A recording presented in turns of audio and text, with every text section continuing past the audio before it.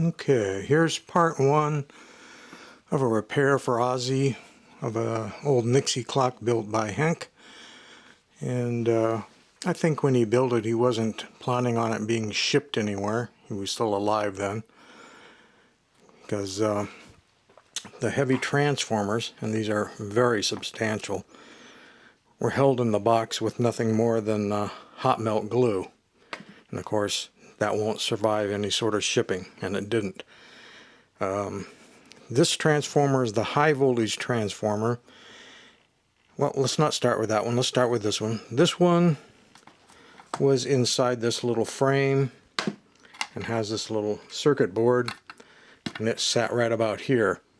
And because it came loose from its frame, because hot melt glue isn't going to hold something that weighs that many pounds, it not only broke its connections loose from the board, but it then flew over and hit this transformer, which was glued in over here, and broke this high wattage 12 kilo ohm resistor. So I've got to come up with a resistor to replace that, or resistors of the same value. And I think due to the frame that's on this, I could actually drill and hold it in with screws rather than gluing it like Henk did. This one I might have to build a metal frame or something to hold it down in place. But its two secondary outputs were here, and those at some point connected, even though there's no visible place, connected to these diodes. This filter cap is defective already. The top is domed. I don't know how well that shows up on the camera, but a domed cap means it's already gone bad inside. So I need to replace the cap.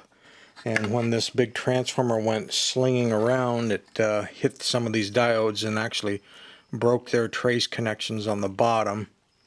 So I don't know if I'll even salvage this board. But the wires that he has coming off, he has two wires coming off the AC side, which are feeding the diode bridge, these outside ones, and then two wires coming off the DC side, which would be the two inside wires. The green one is ground, yellow one is V+, this purple and red one are AC. So I have no idea what voltage comes out of this yet, because I didn't want to plug anything in until I've had a chance to repair this. Now, as far as the robot itself goes, I don't know if this was always busted loose or if that just broke loose in the shipping from Ozzy to me, but that's, I guess, was originally glued on, and I'll try to re-glue it on. I also don't know, I guess the small Nixie tubes for the hours, minutes, seconds, or whatever were down here, were they always that far back in there? If so, then they're fine.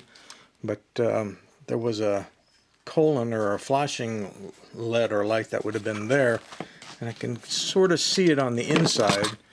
So I'm wondering, did everything get pushed back, or is that one just not lined up with the hole anymore? I don't know. If the insides of this are held together like he did here, which is just hot melt glue and crap like that, then I'm not sure that I want to open it up and just kind of be a real mess. I had built 4 Nixie robot clocks myself through the years, and usually used a little bit better construction methods. But again, in his defense, if he was building it simply for himself and he knew it wasn't going anywhere and it was just going to sit there and look cool, nothing wrong with that. It had been fine. So I'll address the power supply issues, and then we'll get back on part 2.